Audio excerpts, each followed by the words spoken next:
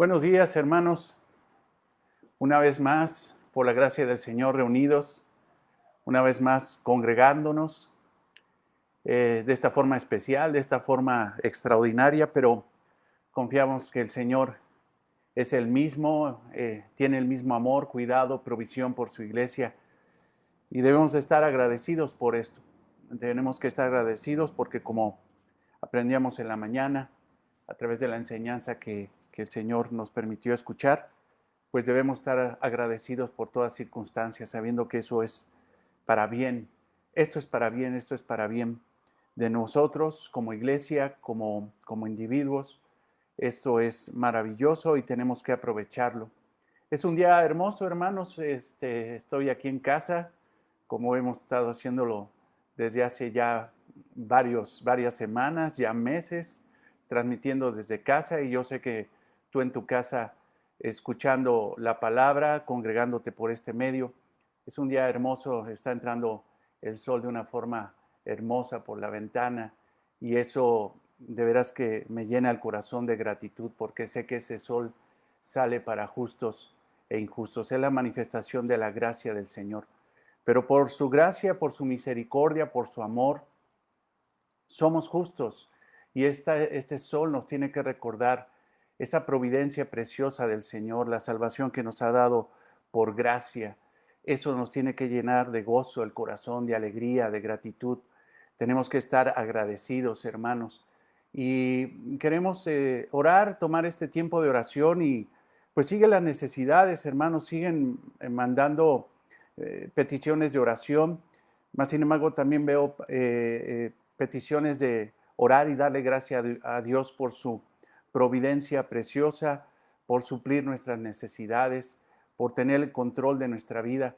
Eso es maravilloso, hermanos. Tenemos que orar por, por todo, tenemos que orar en todo momento, pero sobre todo que nuestra oración esté llena de agradecimiento. Entonces te voy a pedir que oremos, pero previamente, hermanos, quería comentarte que como ya sabemos, pues varios, es muy probable que en poco tiempo, me parece que es el día 28, el próximo domingo, las autoridades ya den autorización para que las congregaciones, las reuniones religiosas se restablezcan.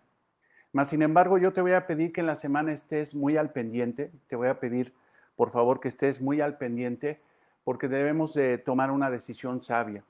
Debemos de tomar decisiones sabias acerca de el momento ya de congregarnos. Obviamente vamos a esperar que las autoridades nos lo permitan, no queremos faltar a las autoridades, queremos ser respetuosos de lo que dice la autoridad, con todos los lineamientos en tiempo y forma, lo vamos a hacer, mas sin embargo también tenemos que ser sabios, tenemos que ser prudentes, y te pido que estés al pendiente de los medios, del grupo de WhatsApp, del Facebook, para que tú te enteres cuándo va a ser esta situación de que regresemos a la congregación.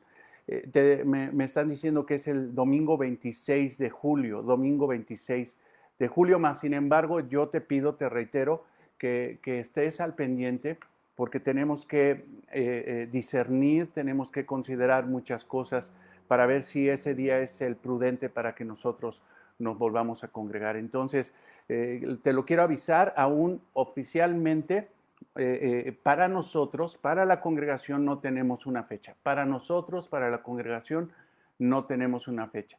Pero que en esta semana que inicia, te comunicaremos cuándo va a ser el día que nosotros nos vamos a volver a congregar. A pesar de que las autoridades no lo permitan, tenemos que discernir en qué momento es eso. Déjame ver bien la fecha, porque ya sabes que soy medio distraído en estas cuestiones de las fechas.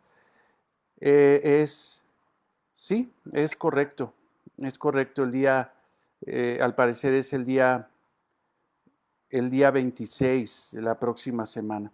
Pero por favor estemos al pendiente de lo que pase en estos días y nosotros te diremos en qué momento ya de una forma presencial ahí en Centeno 887 nos volveremos a congregar con todas las precauciones porque es necesario que respetemos eso.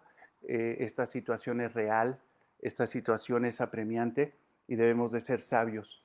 Tenemos que movernos con sabiduría en medio de estas circunstancias de por sí muy difíciles, muy difíciles. Te pido entonces que oremos, vamos a orar y vamos a darle gracias a Dios por, por tantas cosas, por su gracia, por su misericordia y por su providencia. Gracias, Señor, te damos y lo decimos con el corazón, Señor. Gracias, Señor, porque estando en tu mano preciosa, estando, Señor, en tu preciosa voluntad, no podemos, Señor, y no tenemos derecho de quejarnos de nada, Señor. Aún cualquier circunstancia opera para bien y por eso, Señor, de nuestro corazón, Señor, te decimos gracias por toda circunstancia y por lo que estamos pasando, Señor. Gracias, Señor, porque si hacemos una lista de las situaciones que supuestamente, Padre, para nosotros son adversas y las cosas que han sido, Señor, de gran bendición, Padre, siempre la balanza va a estar en el justo medio, Señor. No hay cosas malas, no hay cosas buenas en nuestro criterio, sino todo opera para bien, Señor.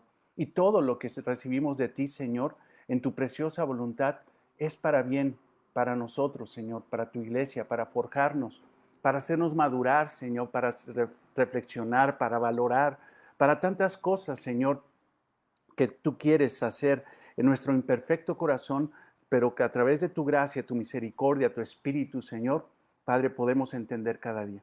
Tenemos agradecimiento, Señor, y hay agradecimiento hacia ti por Luz Yaretsi, Señor, que pudo terminar el bachillerato. Señor, te damos gracias por eso. Su familia te agradece con todo el corazón que tú le hayas dado la oportunidad de terminar el bachillerato y te pedimos, Señor, que sigas guiando su vida, Padre, en sus estudios, para que principalmente, Señor, más allá de lo académico, Señor, ella procure lo espiritual. Y que lo académico, Señor, sea, Señor, no obstáculo, sino un complemento, Señor, para su vida espiritual, Señor. Te lo pedimos en el nombre de Cristo y te damos gracias por este logro que no podría venir, Señor, de nadie más que de ti, Señor. Gracias, Señor. Agradecemos por la familia de nuestra hermana Claudia Muñoz, que se recuperan de COVID, Señor. Gracias, Señor, porque vemos tu mano, tu providencia, vemos, Señor, tu poder en medio de la enfermedad, Señor. Te pedimos, Padre, que tú hagas, Señor, completo esa providencia para que puedan ver esta familia de Claudia Muñoz, tu gracia, tu misericordia y tu amor, Señor. Oramos por la salvación de la familia de nuestra hermana Flor, Señor. Como todos tenemos familia inconversa, incrédula, Señor, pero te pedimos, Señor, que a través de tu Espíritu los convenzas de pecado, de justicia, de juicio y los lleves, Señor, a tu presencia. Te lo pedimos en el nombre de Cristo, Señor. Oramos también por nuestro hermano Vicente, Señor. Oramos por él, Padre. Oramos por su familia. Te damos gracias, Señor, por la circunstancia que está pasando, porque sabemos que opera para bien. Y te pedimos, Señor, si tú lo deseas, que, Padre, tú, Señor, sanes a nuestro hermano de esta situación, de este COVID que no ha sido severo, pero sin embargo está presente, y también a su esposa, a su familia, Señor. Te lo pedimos en el nombre de Jesús. Padre, te pedimos también y te agradecemos por la provisión, Señor, maravillosa que has dado a la iglesia. Gracias por sustentarnos, gracias por cuidarnos, gracias por procurar, Señor, nuestras vidas. Gracias por suplir las necesidades de la congregación, de cada uno de nosotros, Señor. Oramos por la familia Posadas Plata, por la salvación, salud física, pero sobre todo espiritual, Señor. Te pedimos, Señor, que tú extiendas tu gracia, tu misericordia y salves, Señor, a la familia, Señor, Posadas Plata, Señor. Oramos por Helen, Señor, para que tú sigas madurando su corazón, Señor, para que su vida sea para gloria y honra tuya. Oramos por salvación de Jorge y Leslie García y Angélica Verdejo, Señor. Padre, te pedimos que tú extiendas tu salvación para ellos, Señor. Oramos por salvación, Señor, y recuperación del hijo de nuestra hermana Juanita, Señor. Oramos por él. Oramos, Padre, para que tú, Señor, lo salves. Gracias, Señor, porque tú, Señor, a través incluso de una circunstancia difícil que que vivió. Señor, tú operas, tú extiendes tu gracia, tu misericordia, y te pedimos algo más grande, Señor, que su salud. Oramos por su salvación, Señor. Oramos por la familia Polanco Uz, trabajan en el Hospital Mérida, Señor. Te pedimos, Padre, que, Señor, tú, conociendo la necesidad de ellos, Padre, suplas conforme a tu voluntad. Gracias, Dios, porque podemos orar. Gracias, Señor, porque podemos dar gracias y orar por las ofrendas. Te damos gracias, Señor, por la fidelidad que has puesto en nuestros corazones para proveer, Señor, para proveer incluso en momentos como este. Te pido, Señor, te pedimos que pongas en nuestro corazón el sentido genuino de lo que es ofrendar. Señor, que podamos ver en la palabra, Señor, la realidad de la ofrenda, la realidad del medio que tú has utilizado, Señor, de gracia para proveer a tu iglesia, para poder suplir las necesidades físicas, económicas, Padre, de ella. Padre, que tengamos un corazón responsable, amoroso, un corazón, Señor, entendido de que tú, Señor, eres el dueño de todo y que nosotros somos administradores, Padre, y que nosotros tenemos que procurar, Señor, tenemos que buscar en amor, procurar, cuidar, Señor, el lugar donde tú nos has dado para congregarnos, Señor. Gracias, Padre, porque podemos proveer. Gracias, Señor, por la vida de mis hermanos. Y te pedimos, Señor, que podamos seguir siendo fieles, Señor, ante esta circunstancia, Señor. Oramos, Padre, y te damos gracias por la vida de Yolita Maciel. Oramos, Padre, para que tú, Señor, la restablezcas, le des fuerza, Señor, para seguir adelante, que tú le ayudes, Señor, para que pueda ella caminar de mejor manera, que pueda moverse, Señor. Te lo pedimos en el nombre de Cristo, nuestro Señor y Salvador. Y sobre todo, Señor, te damos gracias porque podemos escuchar tu palabra, Señor. Eso es grandioso, es lo más maravilloso, Señor, que podemos vivir en esta tierra, Señor. Reunirnos, escuchar tu palabra, entenderla, Señor, y aplicarla en nuestras propias vidas. Señor, somos imperfectos, Padre, pero tú, Señor, a través de tu Espíritu nos das, Señor, entendimiento espiritual, iluminas nuestro corazón, nuestra mente con tu palabra para poder entenderla y aplicarla, Señor. Guíanos, Señor, en esta mañana. Guíanos a través de tu Santo Espíritu. Te lo pedimos en el nombre de Cristo, nuestro Señor y Salvador. Amén. Bien, hermanos, pues vamos a abrir la palabra en Mateo 13:53, siguiendo con la serie de Mateo. Estamos ya prácticamente entrando al capítulo 14, pero nos falta ahí una sección sumamente importante de Mateo 13, 53, 58, de Mateo 13. Bien, Mateo 13, 53. Mateo 13, 53. Aconteció que cuando terminó Jesús estas parábolas, se fue de allí. Y venido a su tierra, les enseñaba las sinagogas de ellos, de tal manera que se maravillaban y decían, ¿de dónde tiene esta sabiduría y estos milagros?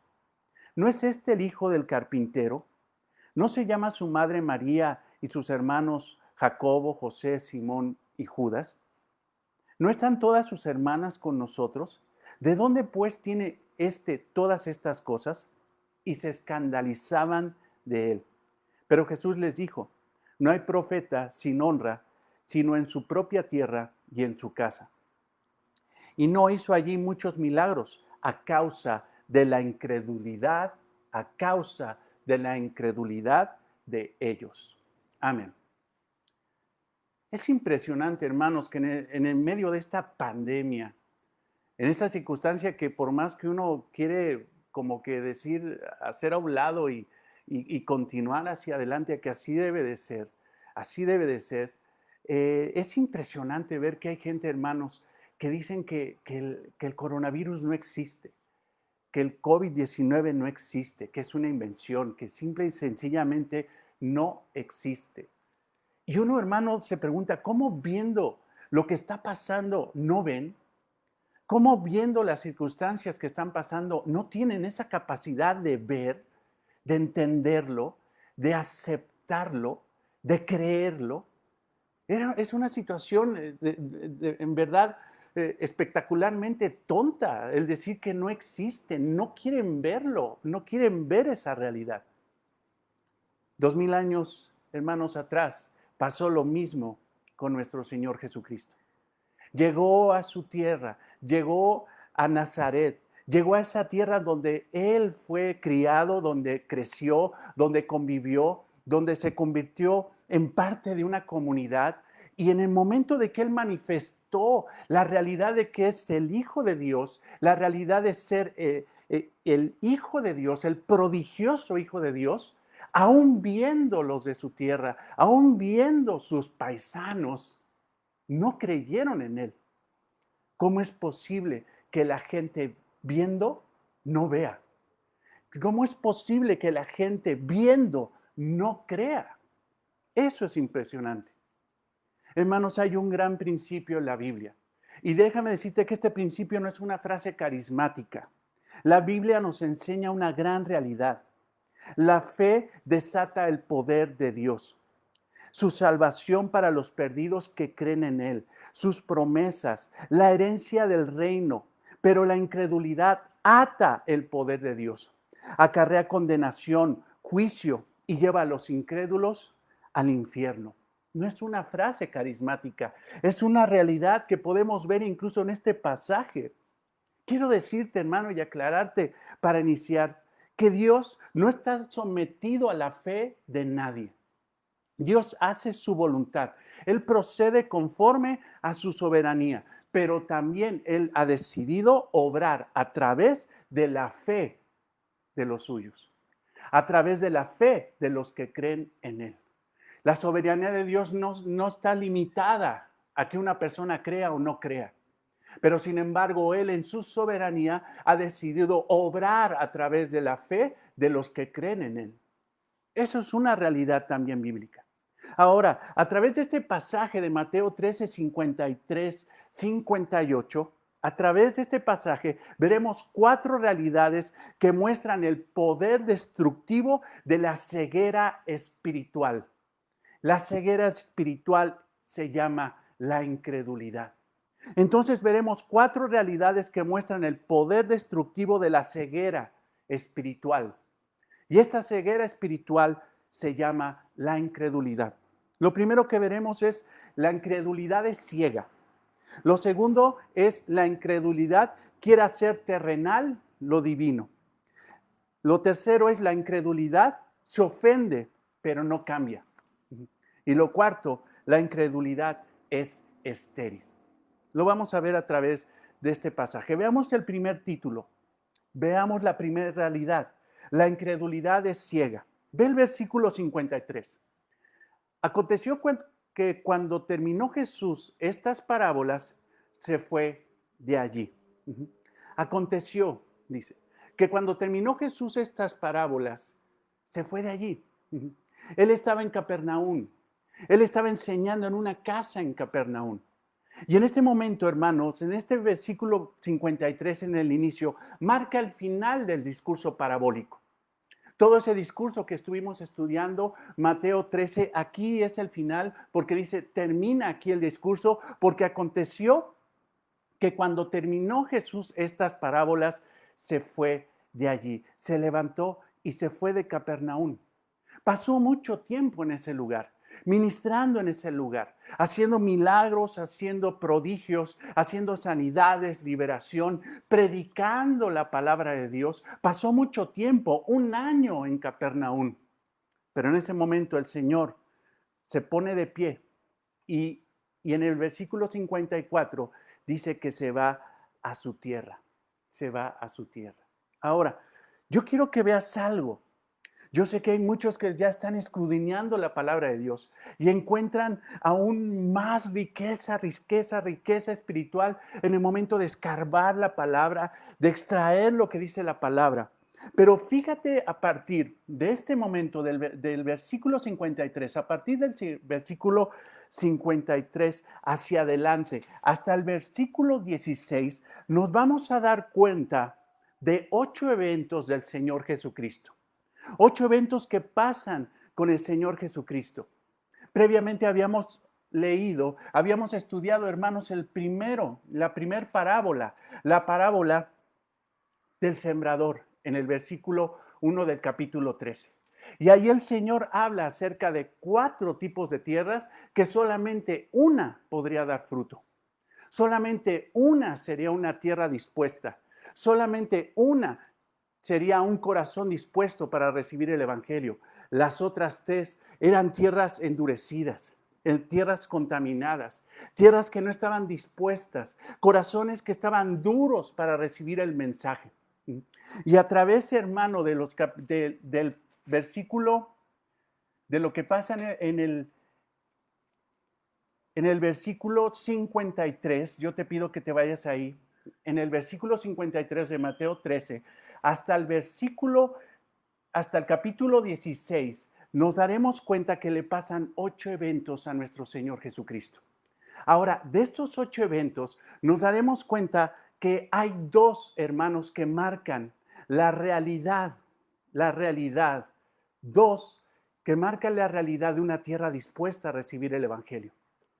Pero otros 6 eventos, hermanos, marcan la realidad de que no estuvieron dispuestos a recibir el mensaje del reino.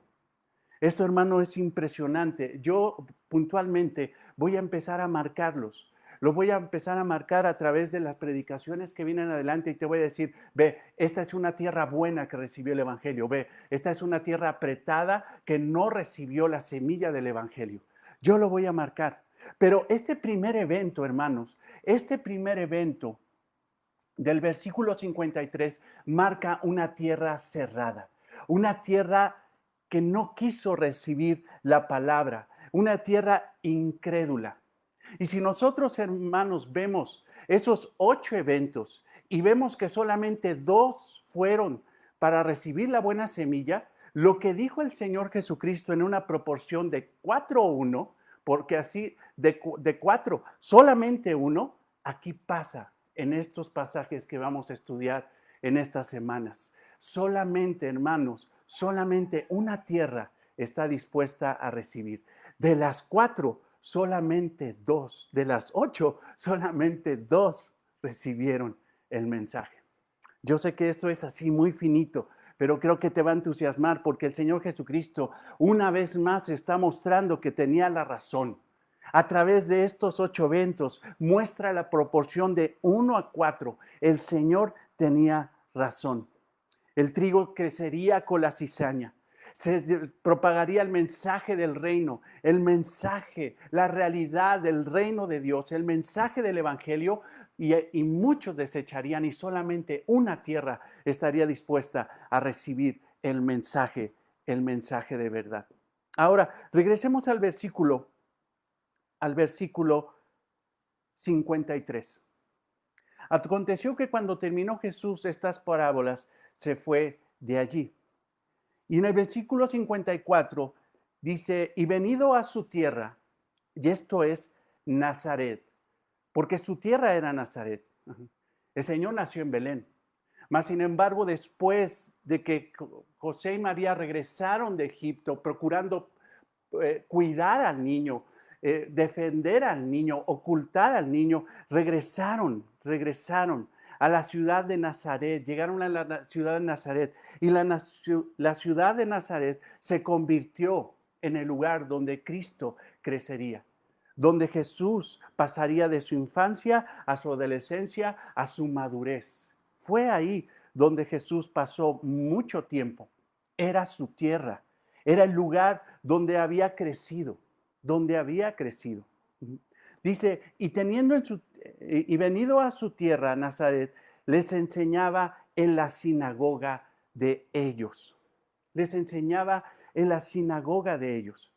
Esa expresión les enseñaba es una conjugación en griego muy interesante, hermanos. Cuando uno ve la palabra en griego se dará cuenta que lo que está diciendo es que ese enseñar era constante. No era la primera vez que entraba el Señor Jesucristo a la sinagoga. Era su costumbre. Incluso si tú vas a Lucas, te voy a pedir que vayas a Lucas. Lucas 4:16. te darás cuenta que lo que dice Lucas en su evangelio es de que era la costumbre de Jesús predicar en la sinagoga. Ve el versículo 4, capítulo 4, Lucas 4, versículo 16. Veniendo a Nazaret, donde se había criado, en el día de reposo entró en la sinagoga conforme a su costumbre. Conforme a su costumbre. Tenía como costumbre el Señor Jesucristo predicar en la sinagoga, leer la palabra de Dios en la sinagoga y explicar la palabra de Dios en las sinagogas. No era la primera ocasión que el Señor Jesucristo, en Mateo 13:53, no era la primera ocasión que Jesús hacía eso, era su costumbre. Y sin embargo, si nos quedamos aquí en Lucas 4:16, nos daremos cuenta que este evento, hermanos, fue un año antes de lo que pasa en Mateo 13:53. Es un año antes, pero es un evento muy similar.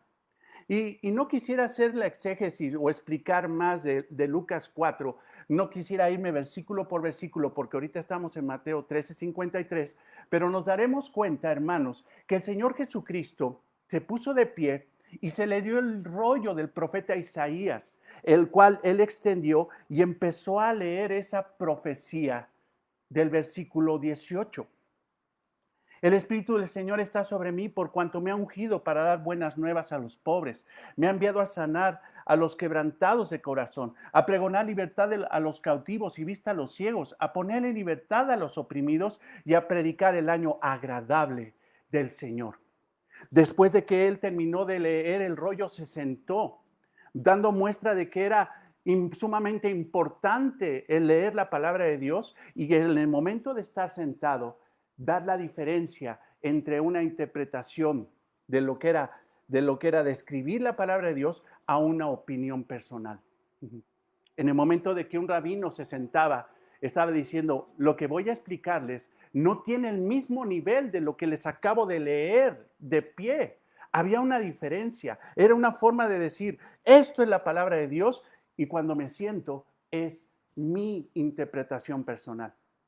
Mas, sin embargo, lo que no sabían ellos, en el momento de que escucharon al Señor Jesucristo, es de que el que leía la palabra con respeto era el mismo Dios que explicaba la palabra sentado. Él era Dios y tenía el derecho de aplicar esa palabra en él mismo. Y por eso les dice en el versículo 21, en el versículo 20, y enrollando el libro le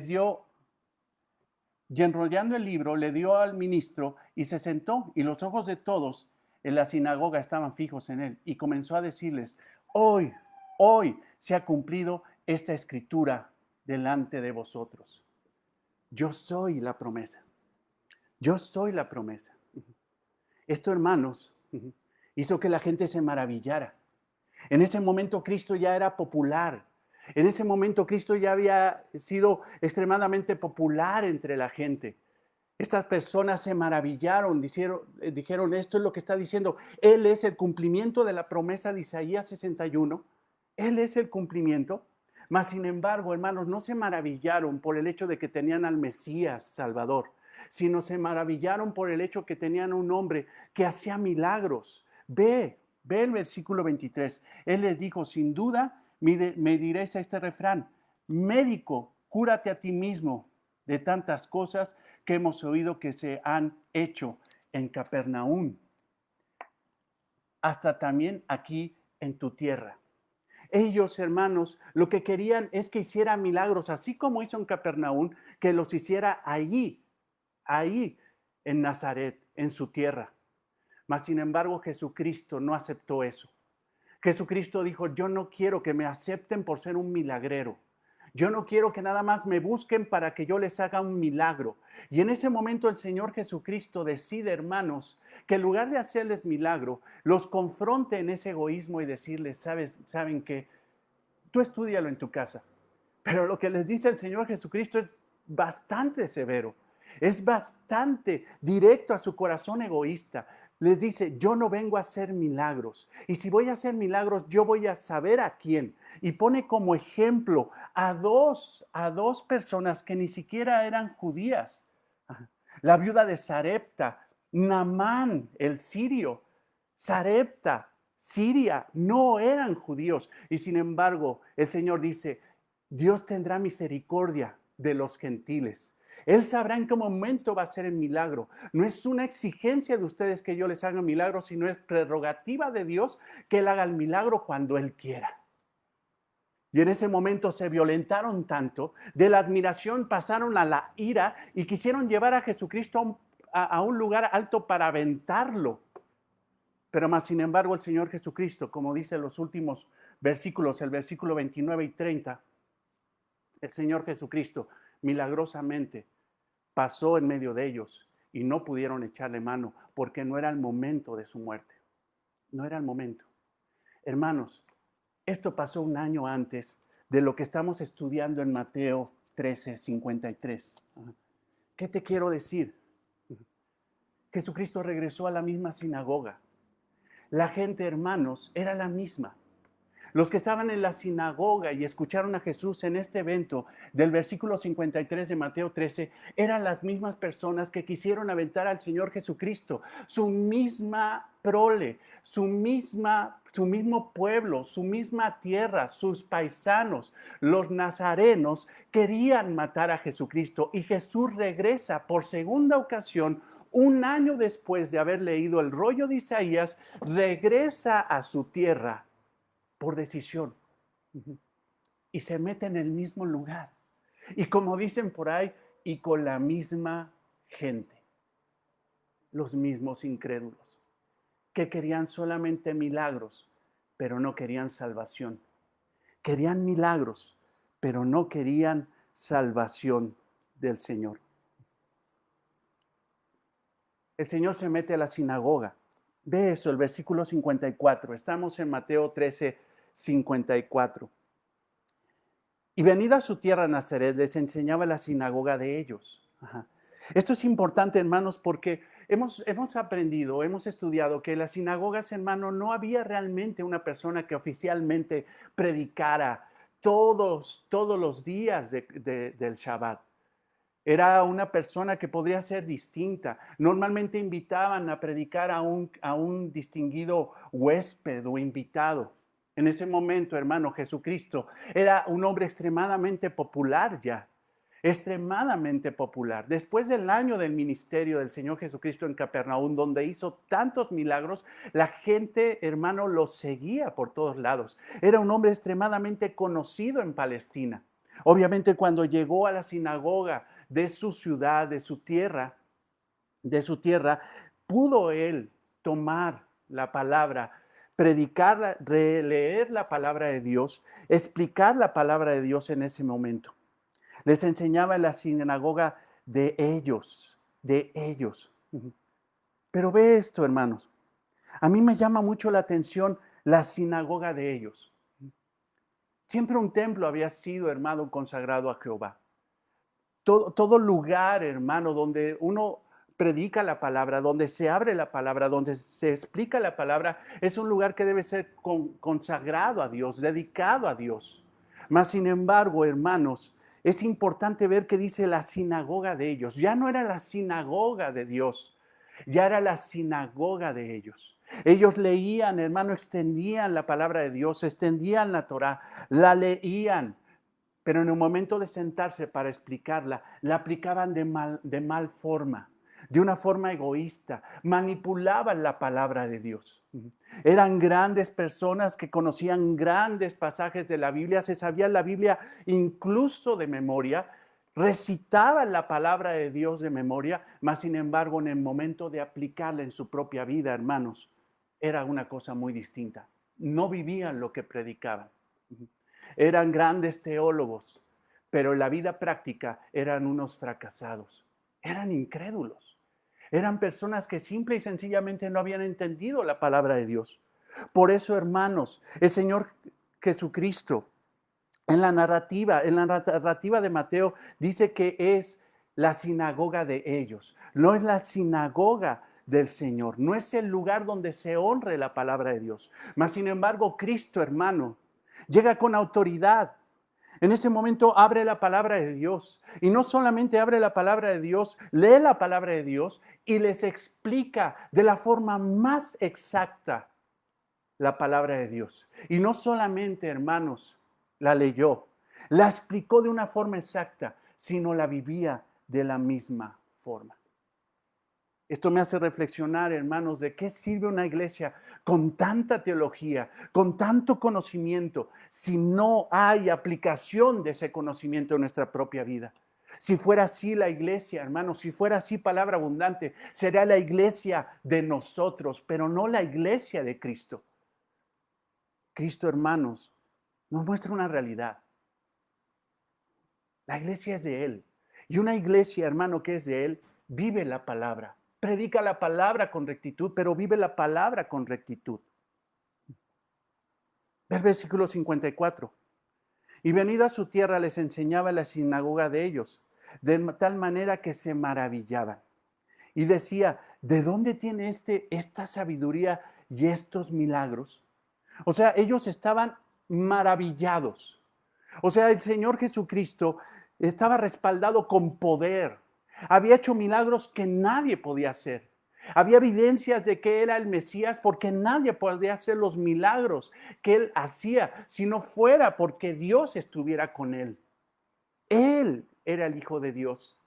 Él estaba reflejando poder y autoridad, no solamente en obras, sino en palabras. Y eso, hermano, hizo que las personas que estaban ahí en la sinagoga estuvieran maravillados, abrumados, sorprendidos, llenos de miedo al oír la sabiduría y a ver los milagros que respaldaban a nuestro Señor Jesucristo. Pero ¿sabes qué? La incredulidad es ciega. Ahora aquí se muestra la gran incapacidad que tienen los incrédulos de ver la realidad. La incredulidad es ciega. Hermanos, dicen que la fe es ciega. Pero quiero demostrarte que no es así. La que es ciega es la incredulidad. Porque la incredulidad, por más que vean, por más evidencias, por más que escuchen, por su corazón endurecido, nunca van a ver una realidad espiritual. Y no porque sean ciegos, no porque no vean, no porque no tengan visión y les pase una mano y ellos no reaccionen, ellos ven, pero sin embargo su corazón está tan endurecido que aun viendo no ven, que aun viendo no creen. Mas sin embargo la fe, hermanos, no es ciega, porque viendo, cree. Porque viendo, hermano, acepta la realidad de lo que ve y lo cree, lo confiesa, lo vive. La fe no tiene problemas visuales, espirituales. La fe tiene visión 20/20, hermanos. ¿Esto qué quiere decir? Una visión perfecta, normal. La fe no es ciega, hermanos. Aún, escucha esto, aún siendo Pedro un hombre que titubeaba en su fe, un hombre que durante el ministerio del Señor Jesucristo estuvo así, arriba abajo, diciendo unas cosas que solamente pudo haber dicho alguien que era lleno del Espíritu Santo, pero de repente diciendo unas cosas que de repente dice uno, ¿cómo es posible que Pedro dejara que su boca fuera gobernada por Satanás? Pedro, hermano, por la obra del Espíritu Santo, por la obra de Dios, tuvo una visión perfecta. Ve Mateo 16:16. Mateo 16:16. En el momento de que Cristo les pregunta, ¿ustedes qué dicen quién soy yo? La gente dirá lo que quiera, pero ¿ustedes qué dicen, discípulos? Ustedes, hombres de fe, ¿qué dicen? ¿Cuál es su visión? ¿Qué ven de mí? Respondiendo Simón, versículo 16, Mateo 16, Simón Pedro dijo, tú eres el Cristo, el Hijo del Dios viviente. Y ve esto, entonces respondió Jesús, bienaventurado eres Simón, hijo de Jonás, porque no te lo reveló carne ni sangre. Tú no pudiste ver eso con tu carne incrédula.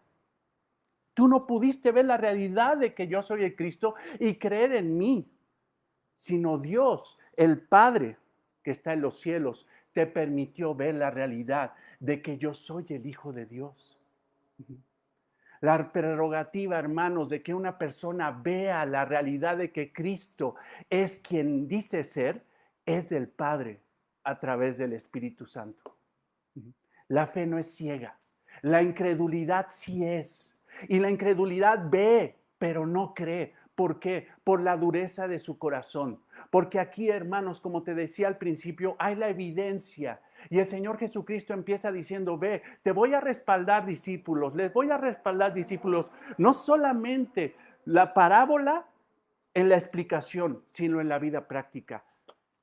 En mi pueblo, en mi tierra, no creen en mí.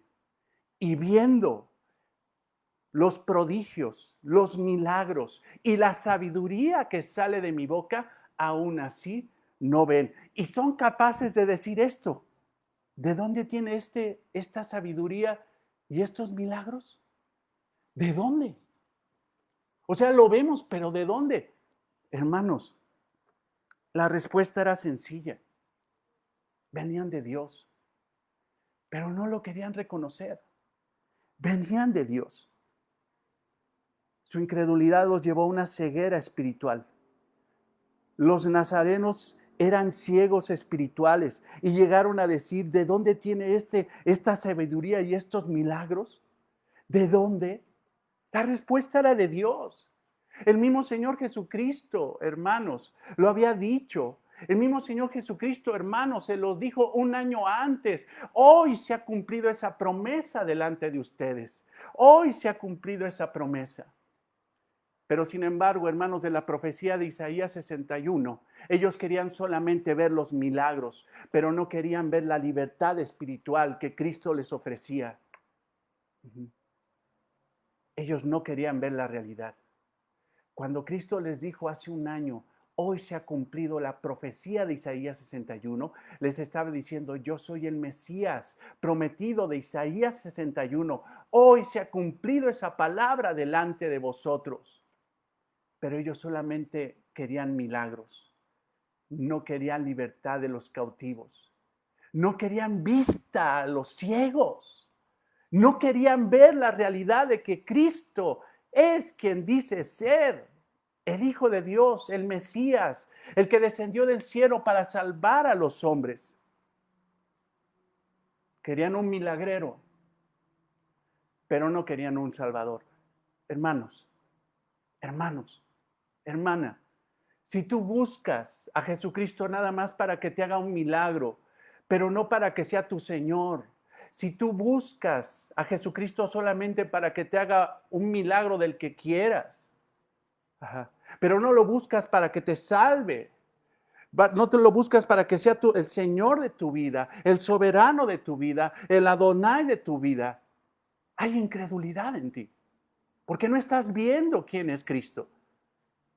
Hermanos, recordemos ese evento. Reitero que la fe no es ciega, la incredulidad sí. Recuerda en Juan 20:27, es más, vete a ese pasaje donde encontramos el famoso pasaje de Tomás, el incrédulo. Juan 20:27. Juan 20:27. Jesús dijo a Tomás, pon aquí tu dedo y mira mis manos y acerca tu mano y métela en mi costado y no seas incrédulo. Ve, no seas incrédulo, ve la realidad de que yo resucité, sino creyente. Velo. Y en el versículo 28 dice, entonces Tomás respondió y le dijo, fíjate, solamente hermanos, los que son guiados por el Espíritu, los que ven la realidad de quién es Jesús, podrían decir esto. Un incrédulo no lo dice. Versículo 28, entonces Tomás respondió y le dijo, Señor mío y Dios mío. Señor y Dios. Tú eres el Señor, el amo, el Adonai. Tú eres Dios. Eso no lo ve un incrédulo. Eso no lo ve la incredulidad porque es ciega. Aunque vea, hermano, aunque vean los milagros del Señor, no lo creen. No lo creen. Pero cuando el Espíritu Santo gobierna el corazón, cuando la prerrogativa de Dios es de que una persona crea, verá la realidad de que realmente Cristo es el Hijo de Dios. Es el Hijo de Dios. Pero estos hombres en Nazaret vieron los milagros, escucharon la sabiduría de Cristo y no quisieron ver la realidad. Cerraron sus ojos, se cerraron, su corazón estaba endurecido. No entendieron que toda buena dádiva, todo don perfecto proviene de lo alto. ¿De dónde viene? ¿De dónde saca esa sabiduría y milagros? Pues ¿de dónde? Si viene de lo alto. Y sin embargo no quisieron verlo. Un corazón endurecido, una tierra endurecida produce ceguera espiritual. La ceguera espiritual nunca reconocerá que Jesús es el Cristo. La fe ve con claridad. Muchos califican y nos califican a los cristianos como tontos, como ciegos. Dice, bueno, ¿qué no estás viendo? No, ¿sabes qué? Sí estoy viendo. Y no por mí, sino porque el Padre me lo permite ver. Hermanos, los cristianos somos los que tenemos la mejor visión espiritual de los seres humanos. Nosotros realmente podemos ver más allá, hermanos, más allá. Y eso no es de nosotros, sino es un regalo que viene del Padre hacia con nosotros. Por eso nosotros avanzamos, porque nosotros caminamos en luz, porque nosotros no estamos en tinieblas. Los que están en tinieblas, la incredulidad se queda frenada, hermano, no avanza. Pero sin embargo nosotros estamos en la luz de Cristo y nosotros avanzamos en la vida espiritual. De gracia sobre gracia, progresivamente nosotros cada día avanzamos para parecernos más al que vemos, al autor y consumador de la fe que es nuestro Señor Jesucristo. Y avanzamos y proseguimos a la meta porque tenemos visión espiritual. Pero muchos dicen que la visión espiritual de la iglesia, del creyente, es ver cosas espectaculares, ver el futuro y todo eso. No, hermanos, no, eso no es tener visión espiritual. Tener visión espiritual es ver a Cristo tal cual es. Eso es lo que es tener visión espiritual. Nuestro segundo encabezado, título, realidad, es la incredulidad. Incredulidad solo ve lo terrenal, no lo divino.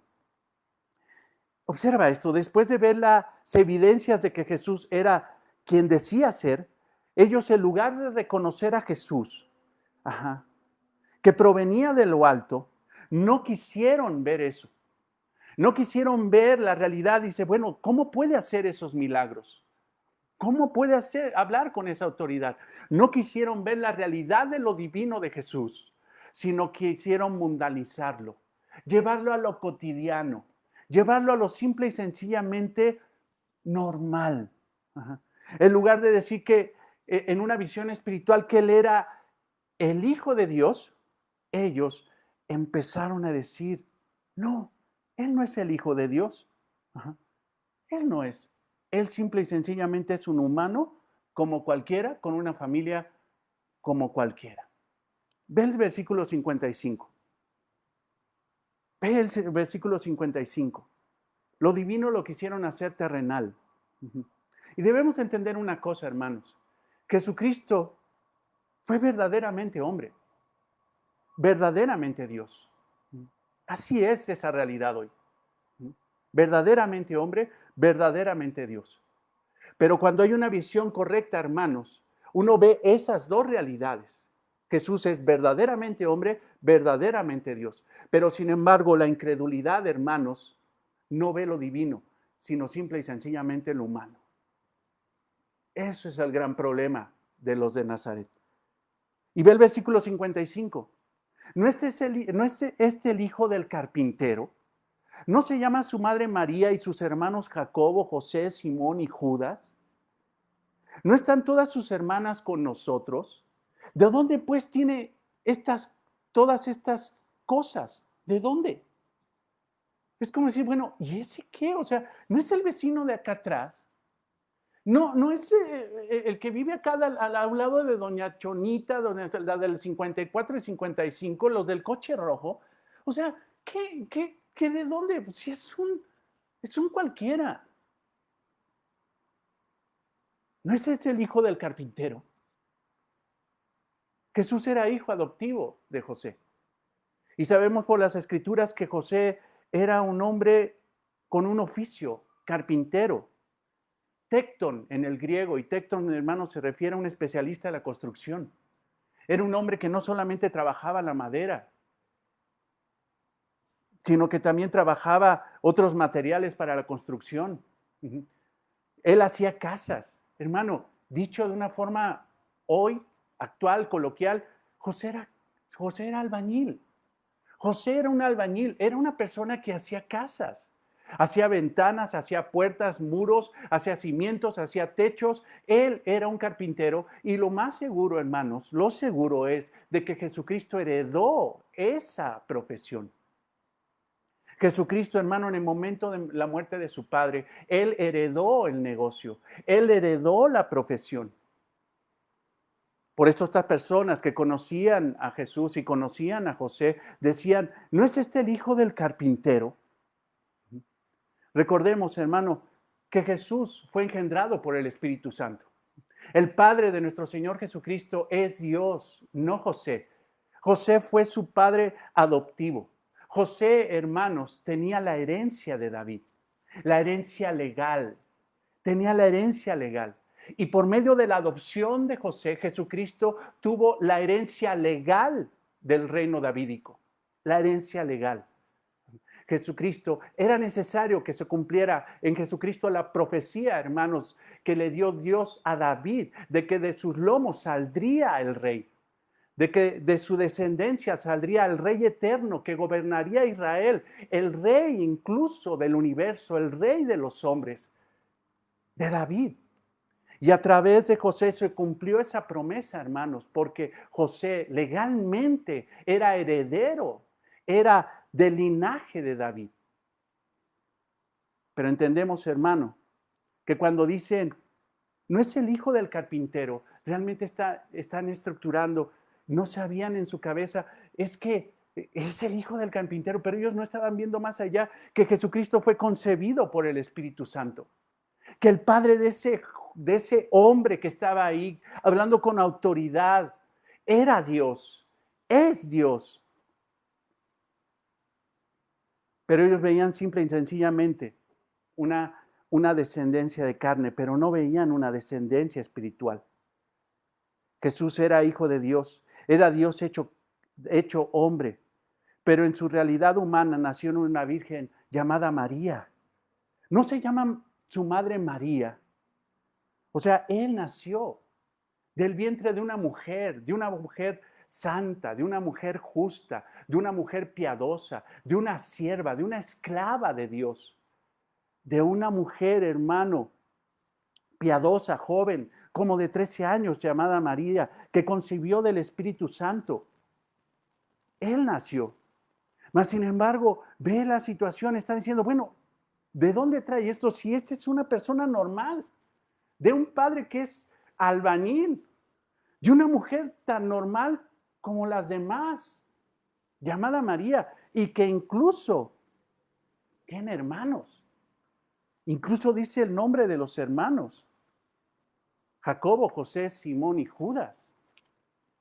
La Biblia muestra, hermanos, de que después de que nació el Señor Jesucristo, José y María tuvieron una vida normal, tuvieron relaciones y tuvieron más hijos,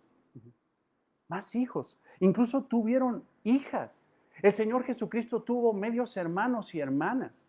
A pesar de la posición de la Iglesia Católica Romana en el dogma mariano, donde defienden la posición de la virginidad perpetua de María, esa posición, hermano, no es una teología basada en la Biblia, es una teología basada en su propia concepción humana, en su propio egoísmo.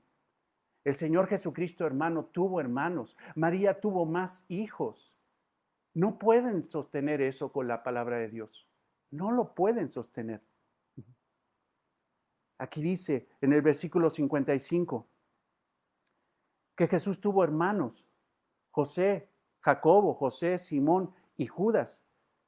Dice en el 56, y no están todas sus hermanas con nosotros. ¿De dónde pues tiene todas estas cosas? ¿De dónde? ¿De dónde? Hermanos, esa palabra hermanos es adelfos en el griego. Y a pesar de que si vemos la palabra adelphos tiene varias interpretaciones, la principal interpretación de adelphos, la principal aplicación de adelphos es hermano, hermano de la misma madre. Hermano de la misma madre. Ajá. Adelphos, hermano, también puede implicar parientes, compañeros, compatriotas, pero la principal aplicación, interpretación de adelphos es hermano de sangre. Jesucristo tuvo hermanos de la misma mamá, pero no era hermano del mismo papá. No, no era así. Y ahí incluso dice también hermanas, adelfo. Él tuvo hermanas, por lo menos dos, no sabemos con exactitud, porque la palabra no lo menciona, pero él tuvo hermanas. Pero déjame decirte una cosa, más allá de que haya la situación si de Cristo tuvo hermanas o no, de la virginidad perpetua de María, que no se puede fundamentar con la palabra de Dios, no, lo que sí tenemos que darle el énfasis correcto. El énfasis correcto es la pregunta, ¿de dónde pues tiene todas estas cosas? Ajá. Pretendían minimizar a Cristo. Ajá. Si es una familia normal y fue un muchacho normal, ¿de dónde entonces él hace milagros? ¿De dónde él habla con autoridad? Llegaron a minimizar al Señor. No vieron el aspecto divino de él, porque el aspecto divino de él salía por su boca. El aspecto divino de él salía por lo que hacía, los milagros. Eso era su credencial, esa era su forma de enseñar. ¿Quieren ver que yo soy el Hijo de Dios? Milagros, prodigios, sanidades, liberación. Aún el Señor Jesucristo les dijo, cuando vean que yo echo fuera a Satanás, es porque el reino de Dios está aquí. Yo soy el rey del reino y yo echo fuera a los demonios. Pero ellos no quisieron ver eso. E incluso, hermano, en este pasaje quisieron humanizar al Señor Jesucristo, que quiero decirte, Jesús era verdaderamente hombre, pero también, hermano, es verdaderamente Dios. No podemos dividir esa realidad, pero ellos la dividieron, solamente tomaron lo humano y lo divino lo hicieron a un lado. Y versículos previos, hermano, en Mateo 12, esa incredulidad llegó a decir que Jesucristo echaba fuera a los demonios con el poder de Satanás. Hasta ese punto llegaron. Por más que vieron, no quisieron ver. Ciegos. La incredulidad es ciega y minimiza lo divino, lo minimiza. Y eso pasa el día de hoy, hermanos. Muchos dicen que Jesús era un buen rabino, que Jesucristo era un excelente maestro, que Jesucristo era un loco que se le salió de control sus confesiones y que por andar hablando de más lo crucificaron y que eso se le salió de control. Que simple y sencillamente Jesucristo fue un profeta más de Dios. Eso, hermano, es incredulidad. Eso es ceguera. Y todos los que dicen eso, ¿sabes por qué lo dicen? No porque no lo vean, sino por la dureza de su corazón. Porque simple y sencillamente, hermanos, quieren ver a un Cristo que lo puedan ver a su nivel. Pero no quieren ver a un Cristo que es Dios que demanda santidad de su creación. En ese momento, hermanos, ya no me conviene. Quiero un Cristo que haga las cosas como yo quiero, que tenga una relación tan humana y tan sencilla y relacionarme con Cristo. Y muchos dicen, ¿sabes qué? Es que Cristo es mi amigo, es que Cristo es mi hermano. Y sí, lo dice la palabra, pero no puedes humanizar eso. Jesucristo es Dios, es tu creador, es el Señor. Pero muchos tienen una relación como si fuera de cuates. Ay, me perdonará. Ay, Él me entenderá. No es así. No es así. Por la expresión de dónde pues tienen estas cosas, vemos que el Señor ya había hecho milagros en Nazaret. Ajá. Vemos eso. Ya los había hecho. Pero sin embargo, hermanos, también esta expresión derriba la postura de muchos que decían, es que Cristo desde chiquito hacía milagros. Hay algunos, dice el comentario de John MacArthur, que algunos dicen que Jesucristo de chico agarraba a un pajarito lesionado del ala, le pasaba la mano, lo sanaba y volaba el pajarito. ¿De dónde viene eso? Hermano, si eso hubiera sido desde la niñez de Cristo en Nazaret, que Cristo de niño hubiera estado haciendo milagros por todos lados, no estarían maravillados en ese momento. 31 años después no estarían diciendo eso. Mas, sin embargo, 31 años después, ellos se maravillaron de que el Señor Jesucristo estuviera haciendo lo que nunca había hecho. Milagros. Pero ya estaba haciéndolos. La incredulidad no ve la realidad de que Jesús es Dios hecho hombre, que es el hombre divino, es el hombre Dios. Pero como dicen en mi tierra, hablando de paisanos, ¿no? Por ahí dicen que la gente ve solamente lo que le conviene. Y los de Nazaret nada más veían lo que le convenía. Por su necio corazón, por su tierra dura, por la tierra dura que tenían. La tercera realidad es la incredulidad se ofende, pero no cambia. La incredulidad se ofende, pero no cambia. Ve el versículo 57. Y se escandalizaban de él. O sea, estaban escandalizados. Los vecinos, los amigos, los paisanos del Señor se escandalizaban con las confesiones que el Señor hacía. Versículo 57, y se escandalizaban de él. ¿Qué les dijo? Porque no tenemos aquí evidencia. Pero simple y sencillamente, si nos vamos un año atrás, hermano, lo que les dijo, hermanos, de que el Señor tiene la prerrogativa de hacer un milagro, cuando Él quiera y a quien Él quiera, incluso a gentiles, a eso, hermanos, a ellos les caló. El Señor Jesucristo, hermano, vino a confrontar la religiosidad. Les habló del pecado, de la hipocresía, de los falsos maestros, de la corrupta interpretación de los escribas y fariseos, de la santidad de la ley de Dios, pero de la promiscuidad del corazón de esos que nada más tergiversaban la palabra de Dios para sus propios criterios e intereses. Les habló del juicio de Dios, les habló del infierno. Todo eso, hermanos, todo eso les ofendía. Pero el motivo principal de la ofensa es que ellos amaban más a su pecado. El motivo principal de que la incredulidad se ofende, hermano, es de que no quieren que se metan con su vida. El Señor vino a hablarles de la santidad, pero ellos amaban más las tinieblas que la luz. Amaban más la mentira que la verdad. Y dicen por ahí que la verdad ofende, incomoda. Y esa es una realidad. Pero no todos lo aceptan, aunque se incomoden y aunque se ofendan. Juan 3:17, por favor, vete ahí. La incredulidad se ofende, pero no cambia. Juan 3:17. Porque no envió Dios a su Hijo al mundo para condenar al mundo, sino para que el mundo sea salvo por él. O sea, el propósito de Cristo fue salvar. El que en él cree no es condenado, versículo 18. Pero el que no cree ya ha sido condenado, porque no ha creído en el nombre del unigénito Hijo de Dios. Ahí ya empieza la cosa a incomodar. Y el versículo 9 es más incomodante. Y esta es la condenación, que la luz vino al mundo y los hombres amaron más las tinieblas que la luz, porque sus obras eran malas. Porque todo aquel que hace lo malo aborrece la luz y no viene a la luz, porque para que sus obras no sean reprendidas. Mas el que practica la verdad viene a la luz, para que sea manifiesto que sus obras son hechas en Dios.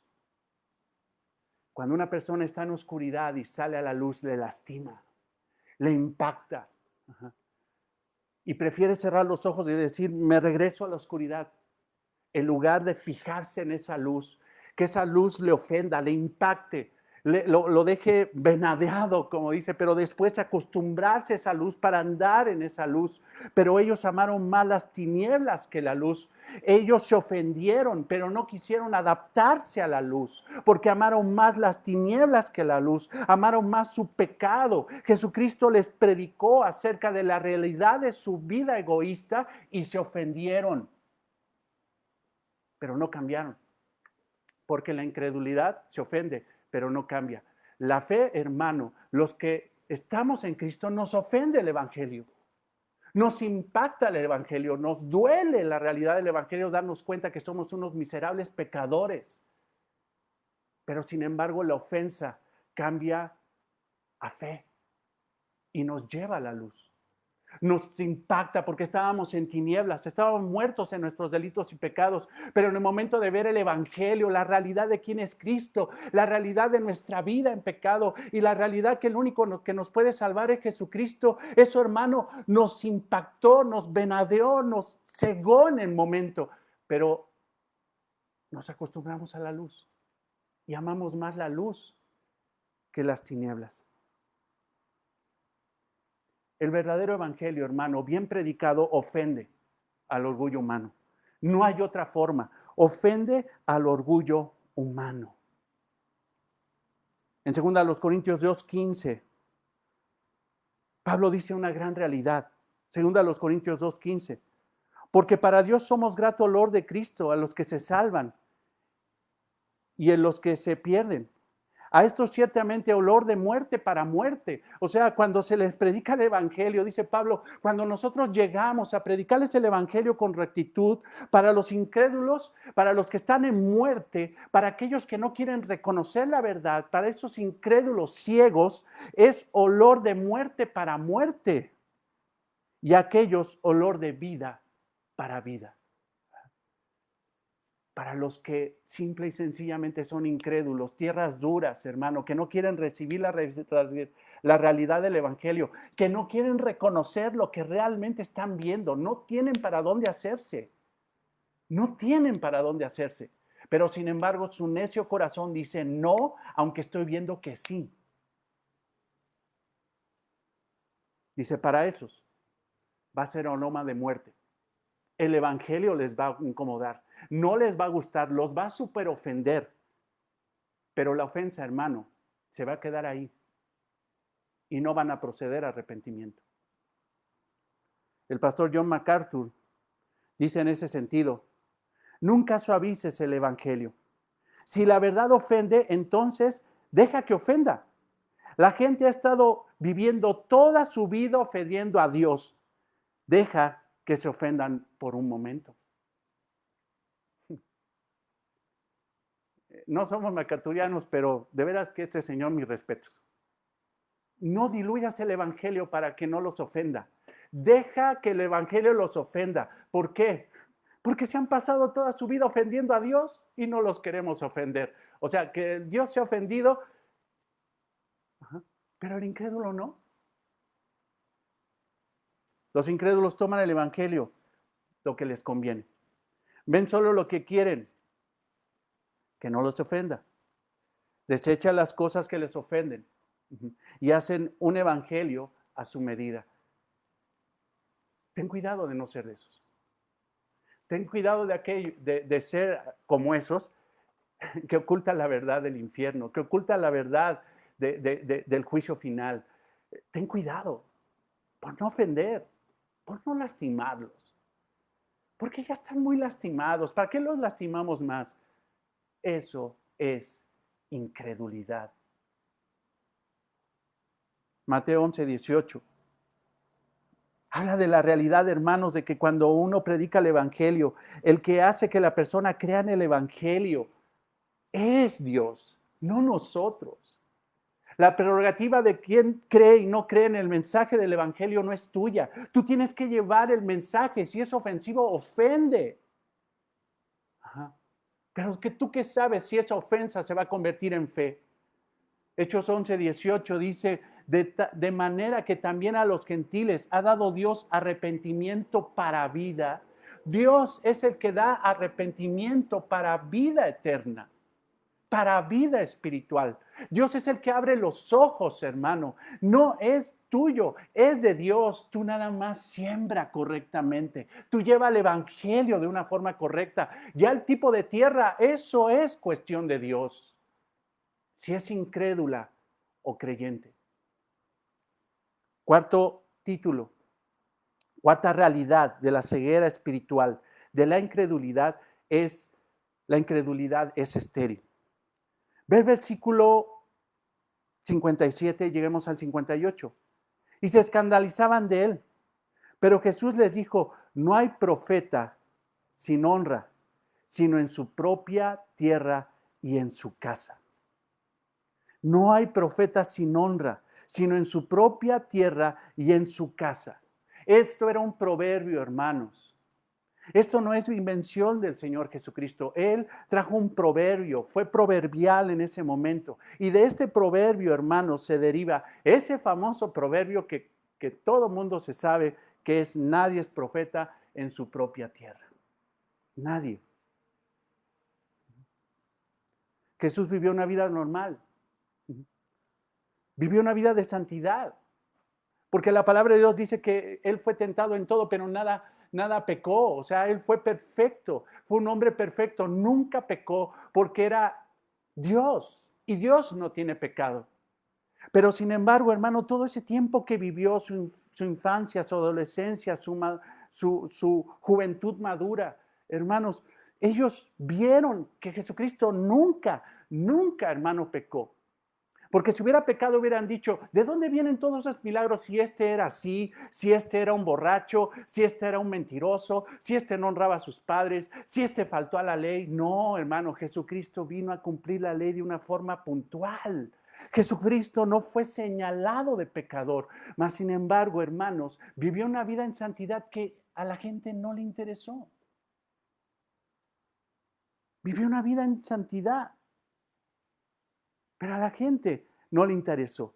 Pero cuando vino a hacer milagros y prodigios, cuando vino a manifestar realmente que Él era Dios, en ese momento ya las cosas no le hicieron clic a las personas. La familia había caído en lo familiar. Escucha esto, la familia había caído simple y sencillamente en lo familiar. ¿Cómo es posible que venga un cambio? O sea, ¿cómo es posible que ese niño que andaba ahí jugando, que era hijo del carpintero, hijo de María, hijo de esos hermano de estos 4 muchachos, hermano de estas muchachas, ¿cómo es posible que ahora venga haciendo estas cosas? ¿Cómo es posible que venga haciendo estas cosas?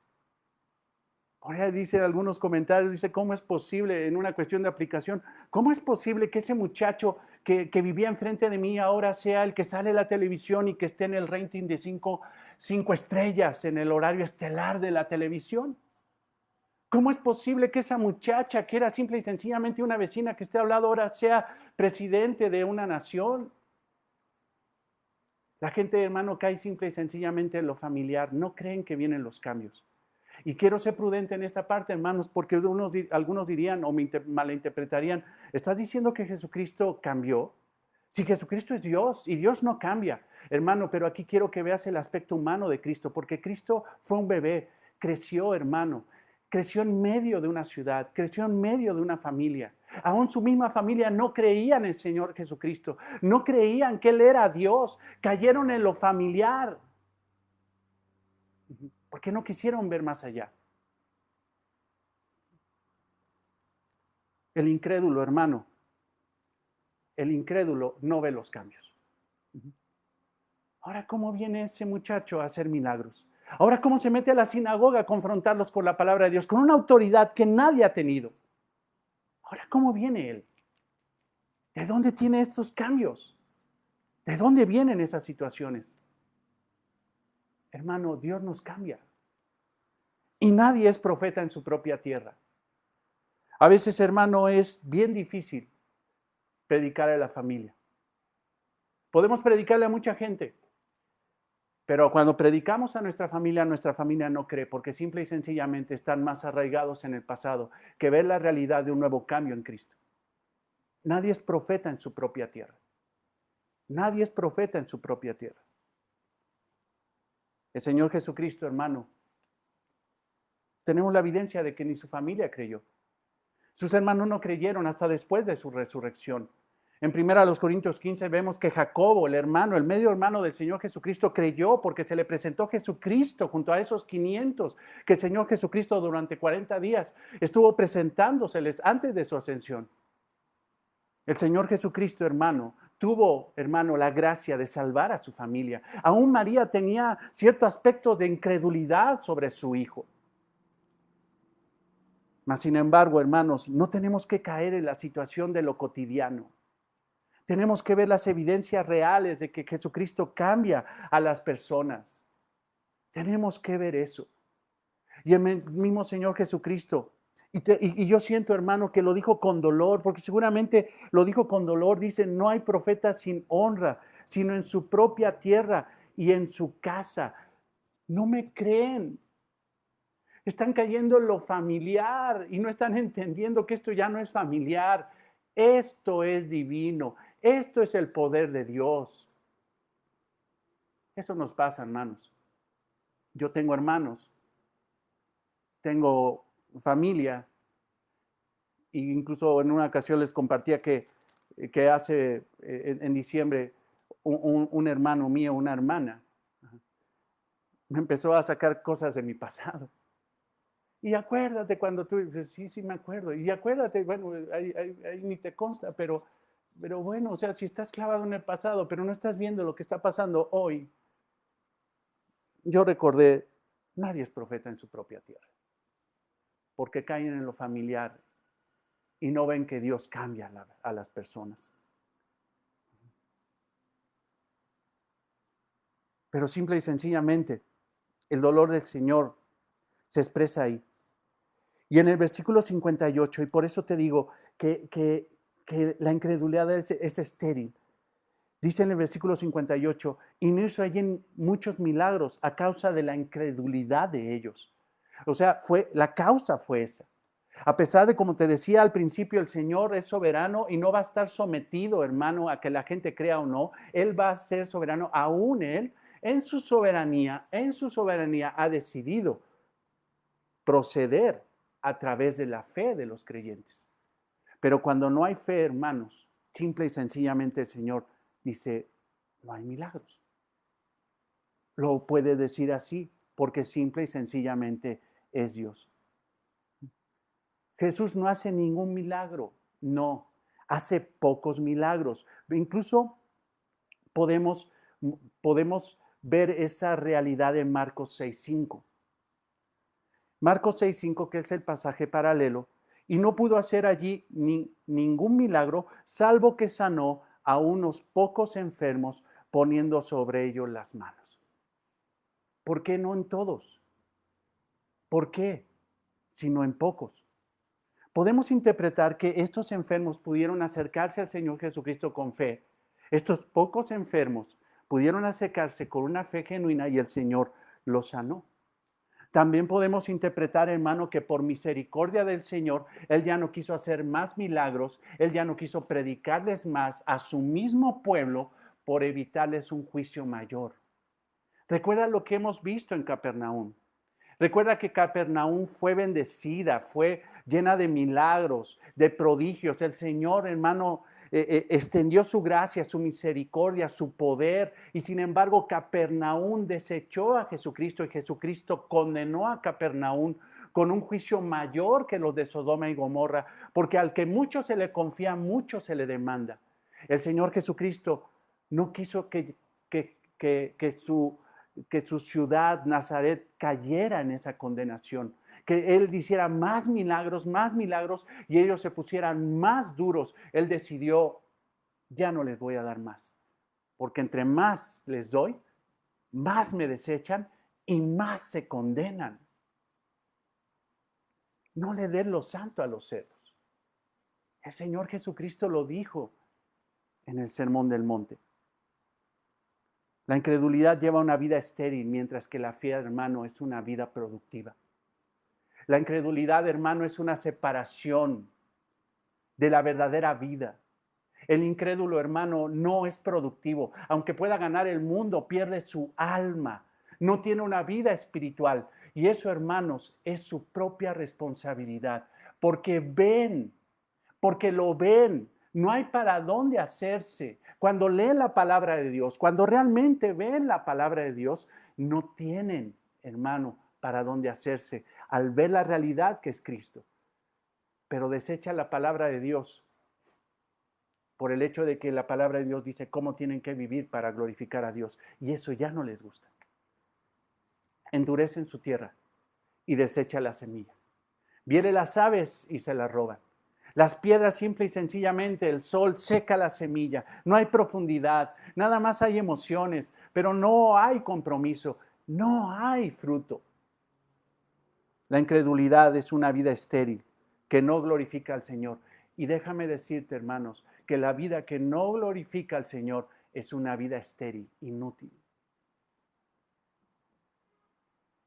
El Gehenna, el infierno, ese campo, hermanos, que estaba a las afueras de la ciudad de Jerusalén, donde quemaban la basura y que tomó el Señor Jesucristo como una ilustración de lo que era el infierno, era el lugar donde quemaban lo inútil, donde quemaban la basura. Y era constante, hermano, parecía que la llama no se acababa. Parecía, hermano, que el gusano no se detenía de comer porque ahí también echaban los cadáveres de los delincuentes, echaban los cadáveres de los animales. Ahí llegarán los inútiles, los incrédulos, los que simple y sencillamente no tuvieron una vida para la gloria de Dios, una vida estéril. Ahí se quemará en el infierno la basura inútil. Es difícil, pero es la realidad. La incredulidad es ceguera espiritual. Nunca los incrédulos podrán ver si el Espíritu Santo no les abre los ojos. Nunca podrán ver si Jesús, Dios, no decide abrir sus ojos espirituales para ver la realidad. Podrán ver 20/20, pero espiritualmente son ciegos y el único que puede quitarles la ceguera espiritual es el Espíritu Santo de Dios. Por eso recuerda que tú tienes que orar. Ahorita que vemos peticiones de que ore por mi familia en Conversa, que ore, claro que oramos, pero hay que pedirle a Dios que quite la ceguera espiritual, que les dé un corazón de carne, que les quite el corazón de piedra, que les quite esa tierra dura, incrédula, para que puedan reconocer la realidad de que Jesucristo es el único que los puede salvar. Es el único que los puede llevar al cielo. No es la religión la que lleva al cielo, es un hombre, el hombre Dios, es Jesucristo. Hubo un hombre que era un incrédulo, un hombre que blasfemó en contra de Cristo. Era un hombre que conocía la ley, era un hombre perfecto en su raza, en su religión, en su creencia, en su celo, pero llega a ser uno de los más blasfemos, uno de los más perseguidores de Jesucristo y de su iglesia. Ese fue Saulo de Tarso. Pero la palabra de Dios en Hechos 9 habla del testimonio de que él pudo ver a Cristo. Él, después de una ceguera espiritual, después de haber pasado años de ceguera espiritual, después de haber leído la Biblia y nunca haber encontrado a Jesucristo, por la gracia de Jesucristo, le abrió los ojos espirituales, le quitó las escamas espirituales de sus ojos para ver la realidad de quién es Jesús. Y él, en el momento de que fue derribado del caballo, vio a Cristo, oyó a Cristo y le dijo: Señor, Señor. Eso no lo dice un ciego espiritual, eso lo dice alguien que está viendo espiritualmente la realidad de quién es Cristo. Jesucristo es el Señor. Y quiero que vayas, para que terminemos, a 1 Timoteo 1:12. 1 Timoteo 1:12. Y esto es son palabras, hermano, del apóstol Pablo a Timoteo, cuando Timoteo estaba débil, cuando Timoteo estaba titubeando en su ministerio como pastor en la iglesia de Éfeso. Mas, sin embargo, Pablo le dice: te doy testimonio con mi vida, de que las cosas no eran perfectas, de que las cosas en algún momento yo era incluso un blasfemo, una persona incrédula, pero sin embargo, por la misericordia de Cristo, ahora Él me considera fiel. Es la misericordia de Cristo la que puede quitar la ceguera espiritual de un incrédulo. Ve, doy gracias al que me fortaleció, a Cristo Jesús nuestro Señor, porque me tuvo por fiel. Pablo está diciendo, yo ahora soy fiel, ahora veo, tengo fe, poniéndome en el ministerio. Habiendo yo sido antes blasfemo, perseguidor e injuriador, mas fui recibido a misericordia. Misericordia. Dios no me dio lo que merecía. Me detuvo su juicio. Me detuvo mi castigo por el pecado. Me recibió a misericordia porque lo hice por ignorancia en incredulidad. Ciego espiritual. Pero la gracia de nuestro Señor fue más abundante con la fe y el amor que es en Cristo Jesús. Pídele a Dios que tenga misericordia de tu familia y que los considere como fieles. El único que puede quitar las escamas, el único que puede llevarnos de la ceguera a la visión espiritual es Jesucristo. Pídele a Él, ruégale. Dale testimonio a tu familia de que eres creyente. Vive una vida cristiana, predícales el evangelio con amor, con honestidad y con valentía. Si se tienen que ofender, que se ofendan. Pero solamente Dios en su misericordia es el que decide a quién hace fiel y a quién no. La ceguera más grande del mundo, hermanos, no es el que anda con un bastón y con unos lentes oscuros en la calle, caminando pasito a pasito. La ceguera más grande del mundo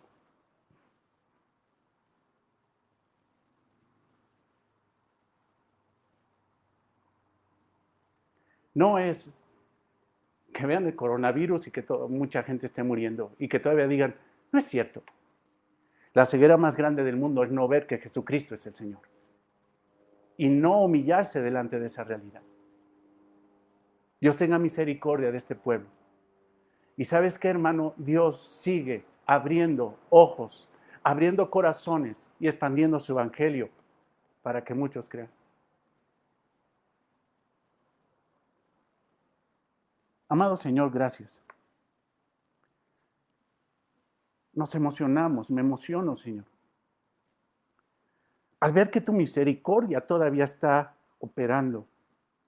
Al ver lo que dice Juan 3, Señor, de que tú, Señor, no viniste a condenar al mundo, sino que el mundo sea salvo por ti. Nos emocionamos, Señor, porque éramos ciegos, blasfemábamos, ignorantes, perseguidores, injuriadores. Pero tú procediste con misericordia. Y los tuviste por fieles, poniéndonos en el ministerio.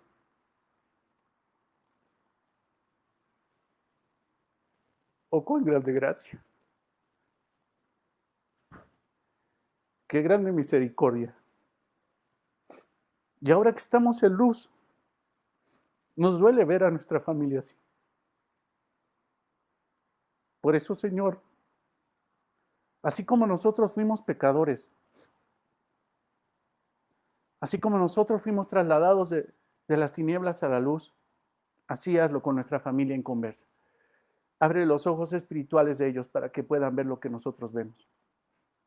Ten misericordia, Señor, y sálvalos. Padre, y como iglesia te pedimos que no tengamos estas características, Señor, porque si alguien, Señor, entre nosotros tiene estas características, Padre, confróntalo porque no es creyente, es incrédulo.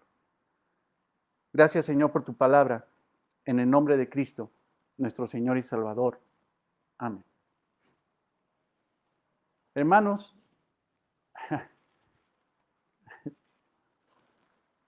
Hace poco hablaba con mi familia, bueno, a diario, y me dicen, papá, ¿qué te está pasando? Ya te pusiste muy chillón, el día de la mamá lloraste, el día del papá lloraste, el día de esto ya lloraste y hoy también lloro. Pero hermanos, es la gracia, la gracia, la gracia. Es la misericordia del Señor la que nos ha transformado.